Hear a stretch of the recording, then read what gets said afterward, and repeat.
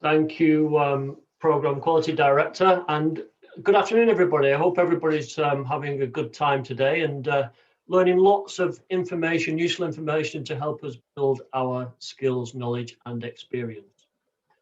So my session this afternoon is around pathways optimization.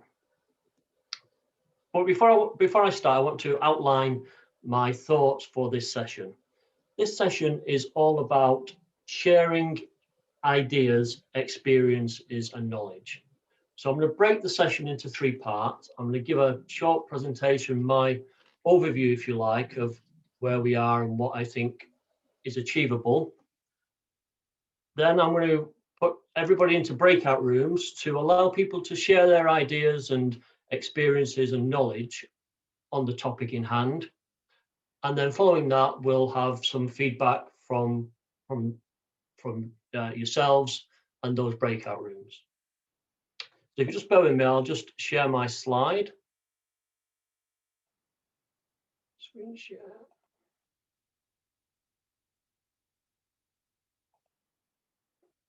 Can everybody see that now? You just give me a thumbs up if you can see it. Yeah, see it. Excellent. Okay, thank you. So today's topic is pathways optimization and opportunities abound. What do I mean by that? Well, last year I was privileged to be an area director. And in that role, I covered lots of different topics. So I was involved with club officer training, the area contests, the division contests. I did some educations in support of the clubs in my area and for support of new clubs. And I really enjoyed those opportunities and the opportunity to work with other people. I'm going to tell you this now, I'm at the point where I'm about to finish my 2nd pathway. And I've hit a stumbling block. And the stumbling block I've hit is that I have got 3 projects that I need to complete. I need to complete a leading your team project. I need to complete a HPL project. And ultimately, in order for me to go to my next level, which will be DTM, I need to complete a DTM project. Now, when I reflect on everything that I did as area director last year and the projects that I was involved in, it occurred to me that if I'd had the foresight to look at those as opportunities for my pathway journey, then I wouldn't be in this pickle that I'm in today. So what I'd like to do today is to share with you some thoughts on how we can use some of the activities that we do outside of our normal club meetings to help support our pathways objectives, both for us as district leaders and also for our members. So I have a quote to start off with and try and put us in the frame of mind. Opportunities are like fish on a hook. Hold them in when you get the chance before they slip away. You'll always be kicking yourself if you let the big one go. And that is exactly how I feel. And I don't want anybody else to be in the same situation I'm in. So what do I hope to cover today? I want to look at Toastmaster opportunities, leadership, organisation and training, the win-win opportunities for us all outside of Toastmasters, benefiting from our experiences, and finally we'll conclude with looking at how this can benefit our clubs. So I mentioned a few minutes ago about the types of projects that I was involved in while I was an area director. But subsequent to that, I've also been involved in another project. It was actually a Speechcraft project. And we identified opportunities there as well for not only the Speechcraft coordinator to get recognition and progress through their pathway or their DTM program, but also for people that were delivering training at the Speechcraft session, for the coaching of individuals where mentors were assigned to some of the people on the course, there were coaching opportunities. And also, to conclude the project, a panel discussion to try and share our experiences and what went well, learning experiences. So there are a number of areas that I want to think about. And I tried to come up with a brief list of all the things that I could think of that we do within Toastmasters, but outside of our own club. So I've included things like district contests, training outside of clubs when we visit clubs to give our experience and knowledge and training, youth leadership programs, social events. Many clubs have social events throughout the year. I know in the last 2 years, I've attended 2 25-year anniversaries for members, which involved the clubs facilitating a special function night. There are club contests and supplementary club roles like pathways ambassadors for the club, or people that help support new members like mentoring leaders in clubs. So these are all, as I see it, opportunities for us to progress our pathways, both individually. So our experiences we can benefit from. Another important point that I would like to make is that pathways projects are not just about completing the project to get the award. If we use the pathways projects correctly, we benefit from that training opportunity. So when we're looking at working on these projects, if we can relate them to a pathways project, we can perhaps take the training on the pathways online and use that to help us get through that particular project. So that's the background to where I am and what I'm thinking about, and hopefully I know many of you as area directors and division directors are already implementing this. So what I would like to do now is for us to go into breakout rooms, and the task in the breakout room is to identify which roles could be incorporated in a level 4 or level 5 pathways project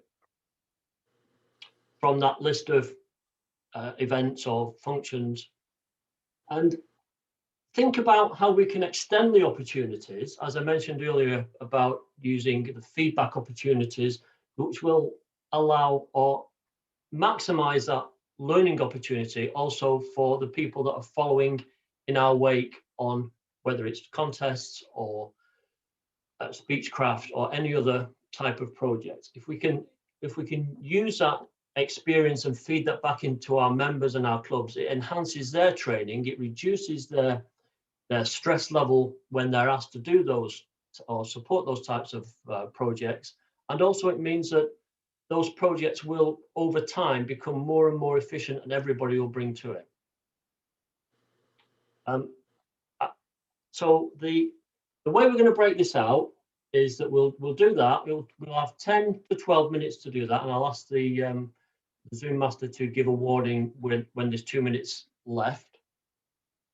When we come to report back, what I'd ask you to do is if you could nominate one person from your group to give the feedback. So, ready to go. Is everybody okay with that? If anyone's got an issue, just drop me a note in the chat and I'll go through it again.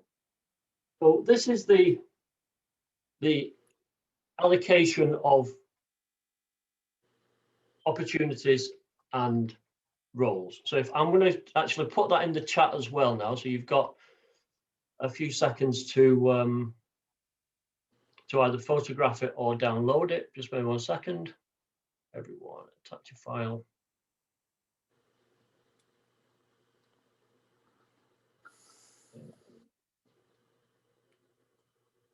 Sorry, when you say roles, do you mean club roles or any role? Yeah, no, I'm going to come to that too. I'll just review that. Just wait 1 second.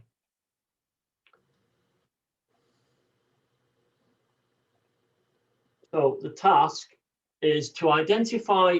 So if you take, for example, a contest, Anthony went through the current ways of running a contest. So there's different roles in the contest. You've got things like contest chair, chief judge, somebody who might advertise it outside the club, give training for those roles, chief judge roles.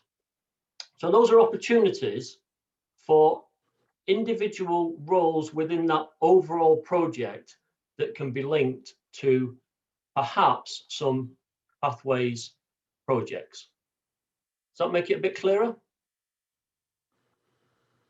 Okay. Yes, sorry, I was on mute. That was very clear. Yes, this is perfect. We've been trying to do this with our clubs, so I really appreciate this. Yeah. Okay. So those are the rooms. You're gonna be broken out into 7 rooms. So if you can just take a copy of that or download the copy that I've put in the chat. And I've also sent this out. So this is a matrix of, and I've listed those events or those functions that we get involved in along the top there. This is the list of, let's say, appropriate or possibly appropriate level 4 and level 5 projects in pathways. So if you could use this as your sort of aid memoir when you're looking at the projects and the roles. And what I'd like you to do when we come back is to say, for example, we were looking at area and division contests, and we identified that perhaps we could use manage an online meeting project for the person who's organising the contest as their pathway project. Does that make But why sense now? didn't you choose us? No, oh, you had to go. I had to go where I was put. So. Are we all back now? Yeah, John, if you could bring it together as quickly as possible, that'd be appreciated. Yeah. So I don't think we've got time now for individual feedback. So what I'm going to ask you to do is to post in the chat your comments, and then what I will try and do at the end of the event is to download that portion of the chat, and then I'll summarize it so that we can share it.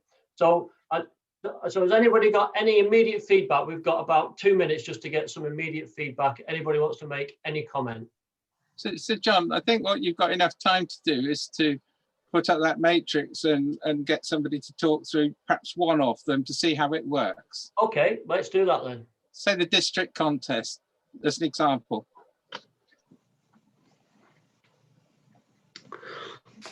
Right, so who wants to share? John, I can share it. Okay. Yes, here.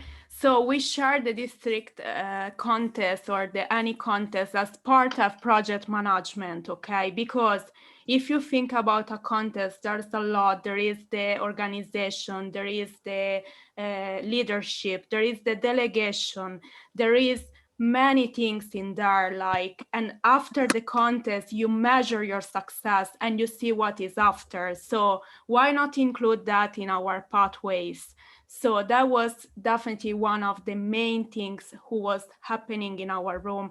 I'm happy to give you more insights, but I'm conscious about the time, so thank you, John. Brilliant. So so you identified the different roles in the contest and was able to say, okay, people doing these roles, yes, if they look at that as a pathways project, then 2 things happen. One, by looking at the pathways project, they learn how to do that task, the responsibility of that task, and also by doing it, they get the recognition through pathways. Exactly. Which is really what we're trying to achieve, is to optimize the pathways opportunity. I'm just going to close on one last comment, and this is about some of the times when we find members that have been members of Toastmasters for many years are a little bit reluctant to get involved in some of the speech projects and pathways. But I think if we look at it as a wider opportunity, then it allows us to bring those people on board and keep them engaged. And ultimately, that one brings us to variety and engagement, which increases retention. We increase our pathways engagement, we increase our educational recognition and awards, we meet our individual goals, club goals, area goals, division goals, and ultimately, for Daniel and the DLT, the district goals. Thank you very much.